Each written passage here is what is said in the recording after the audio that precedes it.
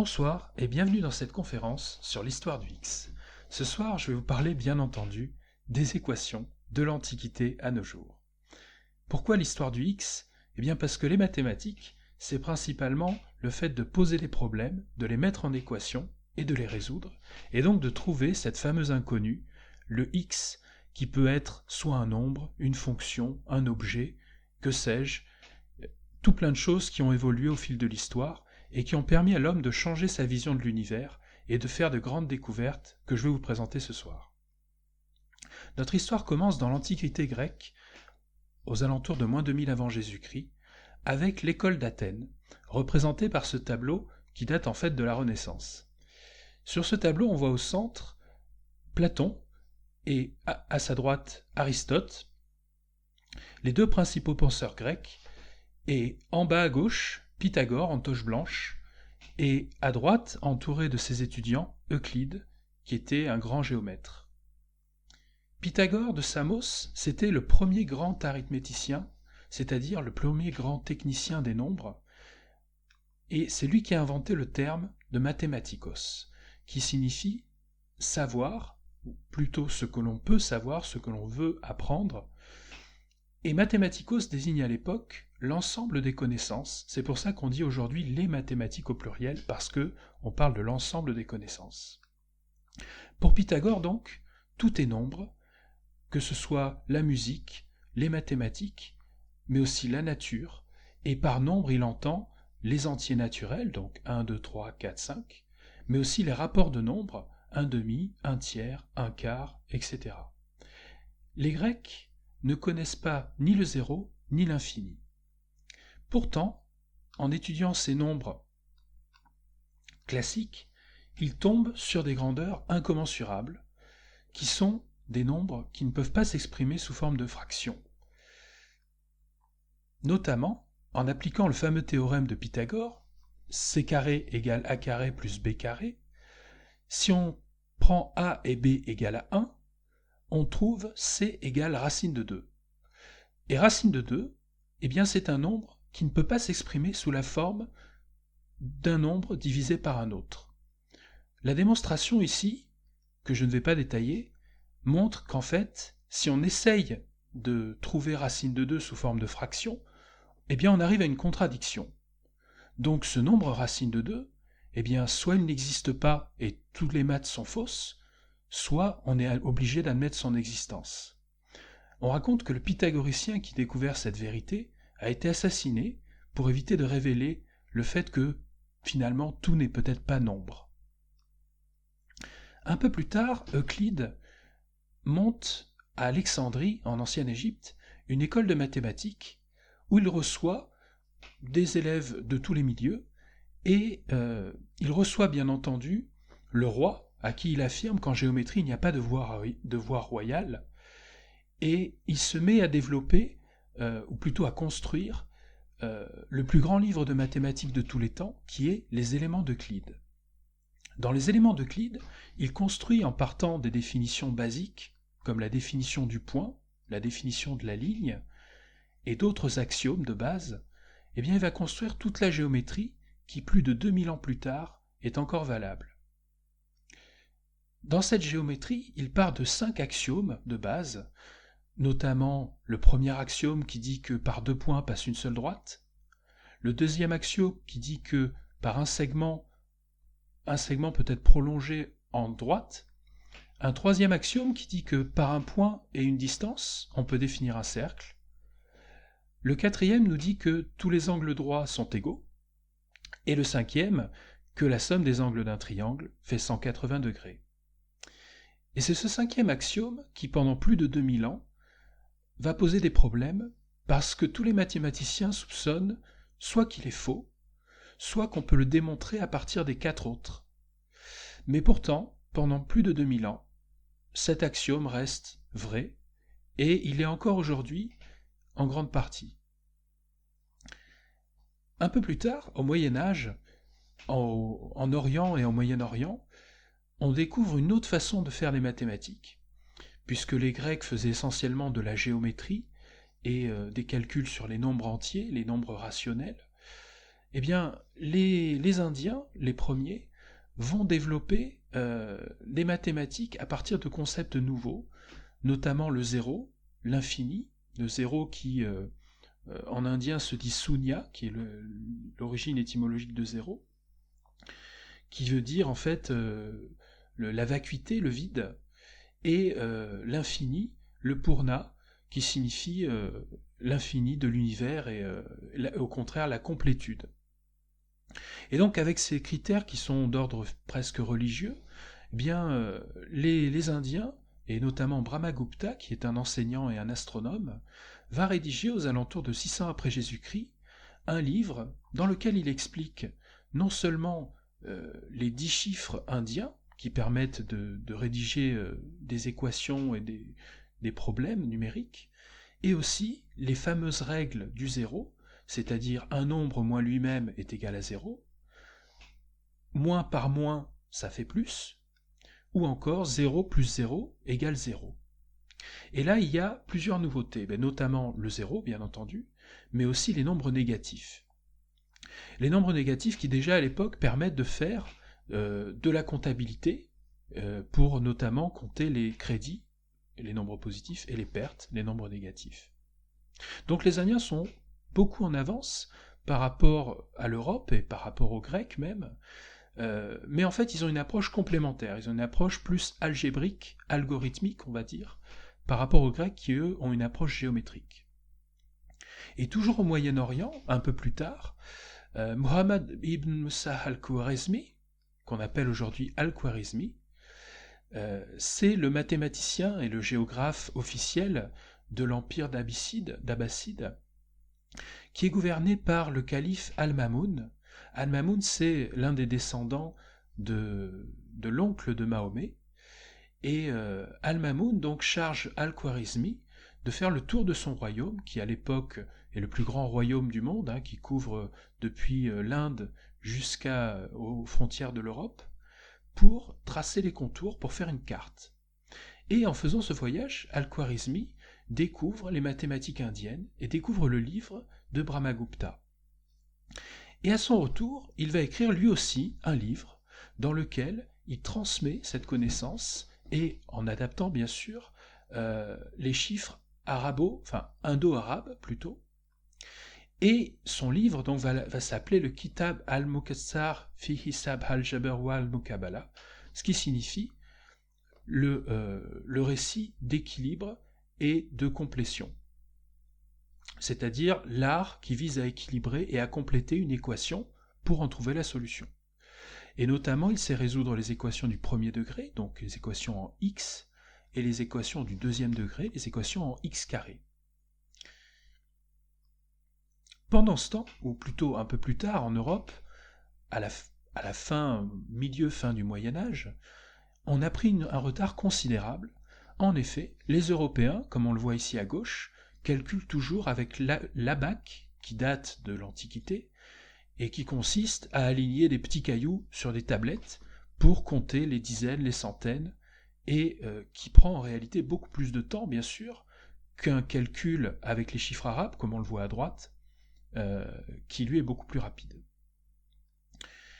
Mais c'est Fibonacci, aux alentours de 1100 après Jésus-Christ, qui va introduire le livre d'Al-Khwarizmi en Europe, et il va écrire pour cela son propre livre, le Liber Abaci, le livre du calcul, dans lequel il introduit bien sûr les chiffres indo-arabes une fois de plus, et il développe aussi des algorithmes, des algèbres qui viennent de l'Orient, et notamment il s'intéresse beaucoup aux suites numériques, et parmi lesquelles la fameuse suite de Fibonacci, qui s'écrit comme ceci, donc 1 plus 1, donc ça nous donne 2, 1 plus 2 donne 3, 2 plus 3 donne 5, 3 plus 5 donne 8, et si on additionne les deux derniers termes, on trouve le terme suivant. Cette suite, elle symbolise la croissance d'un phénomène naturel, et par exemple, c'est en comptant ces lapins, on dit, que Fibonacci aurait découvert cette fameuse suite de croissance naturelle. En faisant le rapport des deux derniers nombres, par exemple 34 divisé par 21, on tombe à peu près sur 1,6, Et puis si on continue cette suite, et qu'à chaque fois on divise le dernier nombre par l'avant-dernier, eh bien on se rapproche petit à petit d'un nombre qui est 1,615, etc. Et ce nombre, c'est le nombre d'or. C'est en quelque sorte le facteur de croissance de la plupart, ou du moins de beaucoup de phénomènes naturels dans le monde et dans l'univers. Et notamment, à cette époque, au Moyen-Âge, eh bien, on commence à se rendre compte que beaucoup de coquillages, par exemple, suivent la spirale d'or. Alors cette spirale d'or, comment elle est construite? Eh bien, on part d'un petit carré au centre qui est de surface 1, auquel on accole un autre carré de surface 1, puis un carré de surface 2, puis on accole un carré de surface 3, un carré de surface 5, 1 de 8, 13, 21, 34, etc. Et une fois qu'on a fini d'assembler tous ces carrés, eh bien on trace une spirale, et c'est cette spirale qu'on appelle la spirale d'or, qui une fois de plus est caractéristique d'une croissance naturelle, notamment la croissance des coquillages, mais aussi des fleurs, comme cette rose, des cactus par exemple, de certaines formations nuageuses, météorologiques, de certains continents, de certaines, ou plutôt de toutes même galaxies. Ici on a une double spirale. En voyant ces phénomènes naturels, eh bien, les artistes du Moyen-Âge, et notamment Léonard de Vinci, a eu l'idée de créer ces œuvres d'art en s'inspirant, en se basant sur cette symétrie, sur ces ratios de spirale d'or. Et c'est ainsi que certains tableaux, comme la Joconde par exemple, exploitent énormément ce genre de symétrie, ce qui lui donne un petit air mystique. Aujourd'hui encore, les photographes, pour convaincre et pour séduire un maximum de gens, se basent sur la spirale d'or pour prendre leurs photos et pour définir les proportions dans leur cadrage. On passe maintenant à la Renaissance, donc à la fin du Moyen-Âge, et on a ici Luca Pacioli, qui est un moine franciscain et qui est également mathématicien, et qui était d'ailleurs un bon ami de Leonardo da Vinci, et dit-on c'est lui qui lui aurait inspiré d'utiliser le nombre d'or dans ses œuvres, notamment en rédigeant un livre qui s'appelle La Divine Proportion. En plus de ça, Luca Pacioli est l'inventeur de la comptabilité moderne, c'est-à-dire une colonne pour les débits, une colonne pour les crédits. À la Renaissance, les nombres indo-arabes se répandent dans toute l'Europe, et c'est un mathématicien qui vient du peuple, qui n'est pas très aisé, qui s'appelle Niccolò Fontana Tartaglia, qui découvre la première fois comment résoudre les équations du troisième degré. En effet, depuis l'Antiquité, on sait résoudre les équations en x carré, mais les équations en x cube, on ne savait pas. Et Niccolò Fontana, en étudiant ces équations, trouve quelque chose de très bizarre. Il trouve l'existence d'un nombre qui a priori est impossible. Ce nombre, c'est racine de moins 1, c'est un nombre qui donc multiplié par lui-même donne un nombre négatif. Chose qu'évidemment, depuis Brahmagupta, on y est, puisque Brahmagupta nous disait qu'un nombre négatif fois un nombre négatif nous donne un nombre positif. Évidemment, un nombre positif fois un nombre positif donne aussi un nombre positif, donc quel est ce nombre qui multiplie par lui-même donne un nombre négatif? Eh bien, pour les gens du Moyen-Âge, pour les gens, de la Renaissance même, ce nombre est impossible, il n'existe pas. Pourtant, il intervient dans les équations de Tartaglia. Ces équations permettent de trouver un peu comme l'équation du deuxième degré qui s'écrit avec un fameux discriminant, le fameux delta. Eh bien, il existe une équation similaire pour les équations du troisième degré, qui s'appelle la formule de Tartaglia-Cardan. Et donc, cette équation permet d'obtenir, dans certaines conditions, des résultats tout à fait vrais, tout à fait justes, mais on doit admettre l'existence d'un nombre i, qui est ce fameux racine de moins 1. On arrive à la fin de la Renaissance, et des mathématiciens français vont, en étudiant l'algèbre, et notamment René Descartes, vont trouver un lien entre l'algèbre et la géométrie. Mais avant ça, bien sûr, Descartes est surtout connu pour son cogito ergo sum, la philosophie du doute, et la méthode scientifique, puisqu'il rédige le discours de la méthode, qui aujourd'hui encore est utilisé par tous les chercheurs et qui consiste à décomposer un problème en étapes simples pour le résoudre. Mais le lien qui nous intéresse ici, c'est le lien entre l'algèbre et la géométrie, puisque en voyageant en Hollande, un soir en s'endormant, Descartes voit une fissure au plafond et imagine qu'on puisse représenter une fonction, et notamment un polynôme du premier degré, deuxième degré, troisième degré, sous la forme d'un graphique, un peu comme une fissure, et il imagine ce qu'on appelle aujourd'hui le repère cartésien, avec une droite horizontale, une droite verticale, qui forment un plan, et dans ce plan, on peut y dessiner n'importe quelle fonction, ici par exemple la fonction x, x-1, qui est la même droite mais décalée de 1 vers le bas, 2x-1 qui est la même droite mais un peu étirée vers le haut, x carré moins 1 qui est une parabole tournée vers le haut, x carré plus 1 c'est la même parabole mais décalée de 2, x cube moins x par exemple, alors ici on a une sorte de double parabole, une vers le bas, une vers le haut, toujours une équation en x cube, on voit que ça a à peu près la même forme. Là, une équation, enfin un polynôme, du quatrième degré, et là on voit en fait qu'il y a une inclinaison de plus, une parabole de plus, et en fait, on en déduit tout simplement qu'à chaque fois qu'on rajoute un degré, eh bien on rajoute un point d'inflexion supplémentaire. Et c'est comme ça qu'on se rend compte que si on pose ici f de x égale 0, et donc si on cherche la solution de cette équation, ax puissance 4 plus bx puissance 3 plus cx puissance 2 plus d, par exemple, eh bien on obtient 4 points d'intersection entre l'axe horizontal et la courbe bleue. Et ces 4 points d'intersection, ça correspond aux solutions de notre équation. Donc, en général, on va avoir autant de solutions dans une équation qu'on a de degrés que x a de degrés. Donc une équation de degré 4 a 4 solutions, une équation de degré 3 a 3 solutions, etc. Sauf que, eh bien, si on regarde cette équation de degré 3 ici, on voit qu'il n'y a qu'un seul point d'intersection. Donc il n'y a qu'une seule solution réelle. Pourtant, la formule de Tartaglia nous donne 3 solutions. On peut se poser la question, où sont les 2 autres solutions et qu'est-ce que signifient ces 2 autres solutions imaginaires? Là encore, Descartes n'apporte pas de réponse. Il faudra attendre le siècle des Lumières, et donc le siècle qui précède la Révolution française, pour que de brillants mathématiciens apportent enfin une réponse à ce mystère.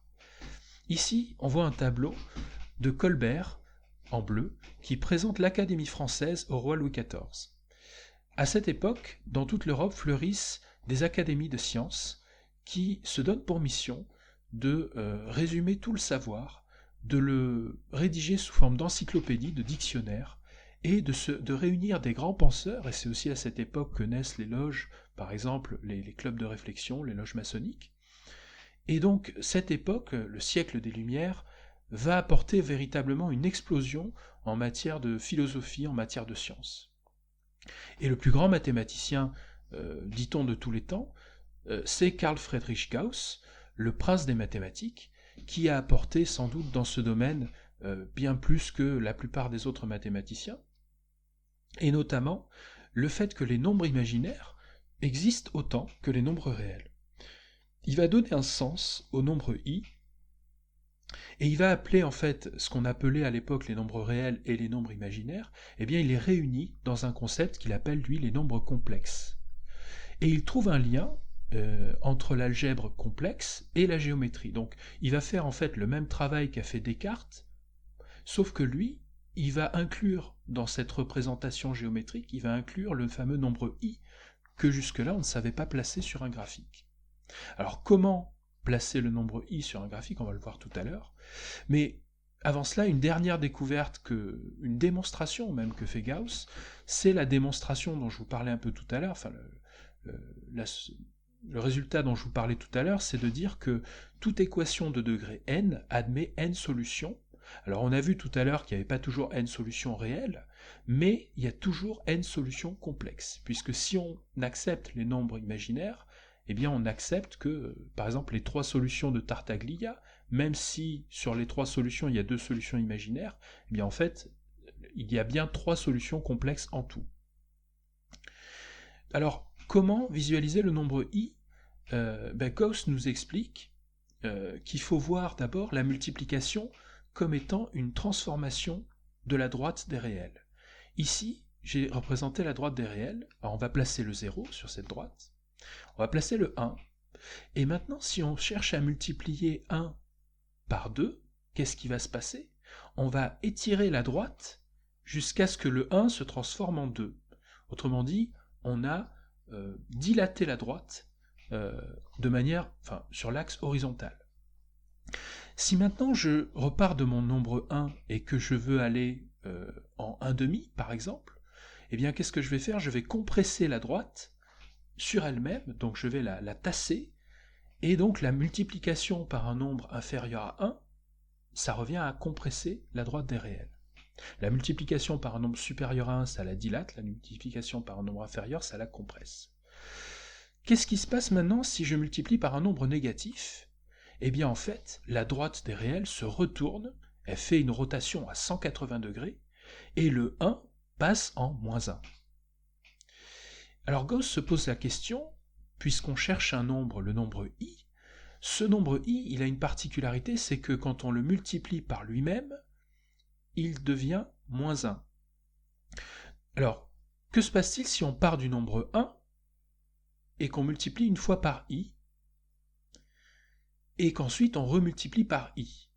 Eh bien normalement on devrait arriver à moins 1. C'est-à-dire que i, en fait, c'est comme une étape intermédiaire qui permet de passer de 1 à moins 1. Et cette étape intermédiaire, en fait, c'est tout simplement une rotation de 90 degrés par rapport à la droite des réels. Donc, si je pars de 1, que je multiplie par i, j'arrive en i. C'est-à-dire, je fais tourner la droite des réels de 90 degrés. Si je multiplie encore par i, je fais encore tourner ma droite de 90 degrés, et donc j'arrive en moins 1. Donc, pour représenter le nombre i, il suffit de rajouter une dimension. Ce qui fait que, si on reprend le repère cartésien de tout à l'heure, qui était en 2 dimensions, et qu'on lui rajoute la dimension imaginaire, la fameuse droite qui est perpendiculaire, on arrive sur une courbe à 3 dimensions qui représente donc ici une fonction en x carré. Tout à l'heure, la fonction en x carré à 2 dimensions, elle était représentée par une parabole. Eh bien, si on rajoute une dimension, on n'a non plus une parabole, mais une chips. Il faut imaginer que la parabole de tout à l'heure, en fait, c'est une tranche toute fine de cette chips. C'est-à-dire, quand je regarde une parabole dans le monde réel, je regarde en réalité qu'un tout petit morceau de la fonction.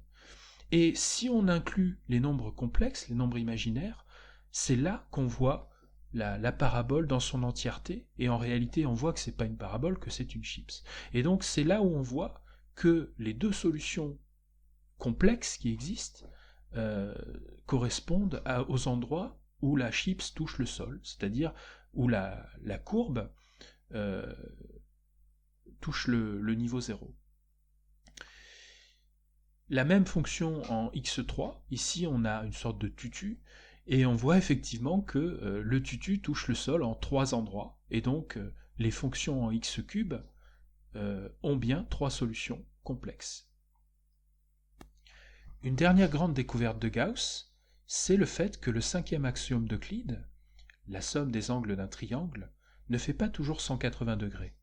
En effet, si on utilise un espace courbe, comme par exemple la surface de la Terre, et qu'on y dessine un triangle, eh bien la somme des angles de ce triangle, ici par exemple, fait 270 degrés.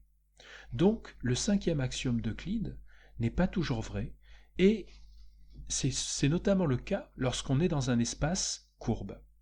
On a ici les prémices de ce qui sera un siècle plus tard la théorie de la relativité générale, et qui permet en fait d'affirmer que l'espace dans lequel on vit, l'univers dans lequel on vit, est un espace courbe, un peu comme quand on a découvert que la Terre n'était pas plate.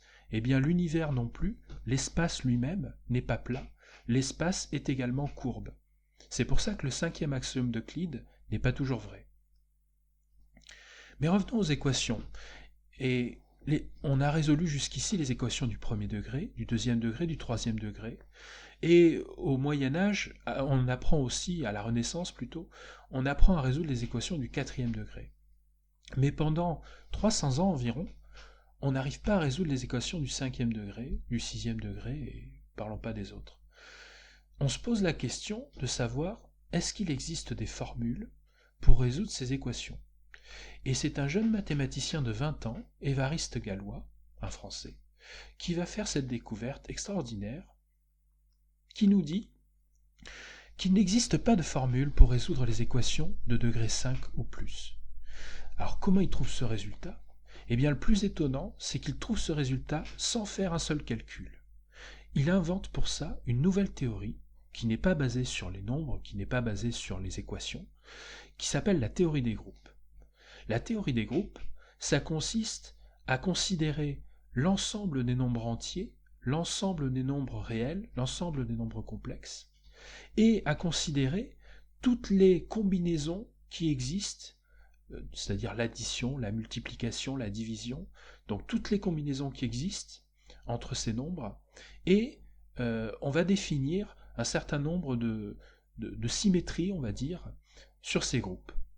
Et en gros, c'est une idée assez compliquée à expliquer, mais quand on a une équation, pour chaque équation, on peut calculer un groupe, donc un ensemble, et à partir de cet ensemble, si cet ensemble répond à un certain nombre de symétries, eh bien, on dira que l'équation est résoluble ou n'est pas résoluble. Et Galois va plus loin puisqu'il démontre que toutes les équations de degré 5 ou plus ont des groupes qui n'ont pas cette symétrie.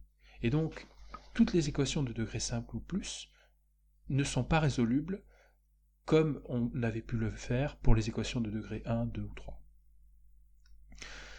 Galois fait cette découverte à l'âge de 20 ans, et malheureusement, il meurt dans un duel pour défendre l'honneur, dit-on, d'une prostituée qu'il aurait séduite quelques jours avant. La veille de son duel, il rédige toutes ses recherches, et il faudra plus de 50 ans pour que les mathématiciens comprennent la portée de ces découvertes. Je passe sur la théorie des groupes, donc comme je vous l'ai expliqué, il s'agit d'ensembles, c'est des choses assez abstraites. Et on arrive aux maths contemporaines, donc les maths du XXe siècle. Et parmi les mathématiciens célèbres du XXe siècle, eh bien, c'est une femme qui se démarque, Emmy Noether, dont Einstein dira qu'il s'agit sans doute d'un des plus grands génies de tous les temps. Emmy Noether se base sur la théorie des groupes, justement, pour inventer l'algèbre abstraite. Elle trouve le lien entre de nombreuses disciplines des mathématiques, donc l'algèbre, la géométrie, ça on savait déjà, mais aussi la topologie, la théorie des groupes, l'arithmétique modulaire. Et pour donner juste un exemple, ces recherches permettront de trouver, par exemple, de démontrer plus tard, le grand théorème de Fermat qui a été démontré dans les années 90.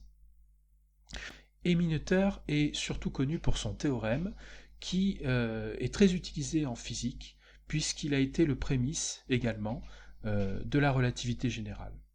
Le théorème de Noether, que je ne vais pas expliquer ici parce que j'en serais bien incapable, c'est un théorème qui, en deux mots, de manière, on va dire, philosophique, met en relation le temps et l'espace. Jusque-là, on avait toujours considéré que le temps et l'espace étaient deux dimensions totalement séparées. Eh bien, dans le théorème de Noether, on nous démontre que ces dimensions-là sont reliées l'une à l'autre, et c'est en quelque sorte le prémisse de l'espace-temps d'Einstein. Sans Emmy Noether et sans Gauss, par exemple, et sans les espaces courbes, les nombres complexes, eh bien on n'aurait pas pu découvrir tout ce qu'on sait aujourd'hui, notamment sur l'électricité, l'électromagnétisme, la radioactivité, la cosmologie, le GPS, les lasers et toute la technologie qu'on utilise aujourd'hui. Pour terminer, les maths d'aujourd'hui s'appuient sur tout ce qu'on a vu et sont de plus en plus abstraites. En haut à gauche, on a par exemple le premier théorème démontré par un ordinateur. Dans les années 70, il s'agit du théorème des 4 couleurs. Depuis l'Antiquité, les géographes savent qu'on peut dessiner une carte et qu'on peut colorier ces pays en utilisant seulement 4 couleurs, sans que 2 pays limitrophes aient la même couleur. Pourtant, il fallut attendre les années 70 pour démontrer cela, et grâce à un ordinateur. En bas à gauche, on a un exemple d'espace à 6 dimensions. Dans cette conférence, je vous ai parlé de courbes à 2 dimensions, à 3 dimensions. Eh bien, dans les mathématiques modernes, on manipule des courbes, qu'on appelle aussi des variétés, à 6 dimensions, 7 dimensions, et un nombre infini même de dimensions. Ces courbes, notamment, sont utilisées dans la théorie des cordes, qui est une des théories privilégiées pour expliquer, notamment, la naissance de l'univers. Pour terminer, sur la droite, nous avons la représentation du groupe de symétrie E8, qui est un des aboutissements de la théorie des groupes. Il s'agit en fait de représenter sur chaque point une symétrie, et donc chaque symétrie est reliée à un autre point par un trait. Et donc ici on a plus d'une centaine de points reliés les uns aux autres, qui représentent en réalité différents états de la matière qui interagissent les uns avec les autres et qui peuvent passer d'un état à l'autre avec une opération de symétrie. Ce groupe 8 est, on imagine, un des candidats aussi pour expliquer notamment l'organisation de la matière dans les théories physiques actuelles. Je vous remercie d'avoir assisté à cette conférence et de m'avoir permis de rendre hommage à ces hommes et à ces femmes qui ont permis de faire progresser l'humanité. Et je vous dis à bientôt pour une prochaine conférence.